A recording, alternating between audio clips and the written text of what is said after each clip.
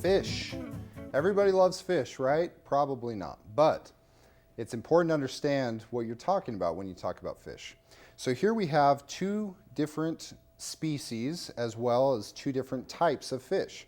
We have a salmon over here, which is the pink colored, almost orange. And then we have an orange roughy fillet, which is a very white, kind of a translucent white. Now the salmon is what we call a fatty fish, which means it's got a higher fat content in it, which is usually the rule for a colorful fish. Our tunas, our salmons, those type of things are fatty fish. Our orange roughy here, you can see, is nice and light, nice and white colored. That means it's a lean fish. So our trouts, our halibuts, things like that, those are the lean fish because of the color of the flesh. That's a good indicator for that. What that means for you cooking wise though, it means that the salmon is probably going to take just a little bit longer to cook, and it's going to be very, very flavorful. Same thing over here with the white fish. It's going to be a little bit leaner, and it's probably going to cook a little bit faster. And that's okay though, because once you understand that, then you can adjust cooking times and mediums accordingly.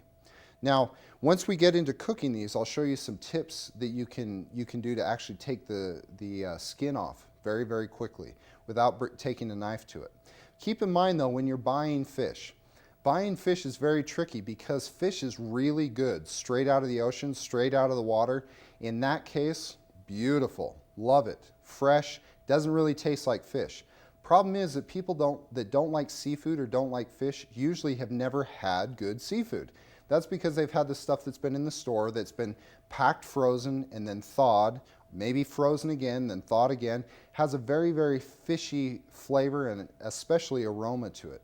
So keep in mind that fresh is best. So asking your butcher or your local fishmonger which is the freshest, best cut of fish of the day, because usually it changes by day, is usually the best way to go and usually the best way to get the highest quality, best tasting fish for your money.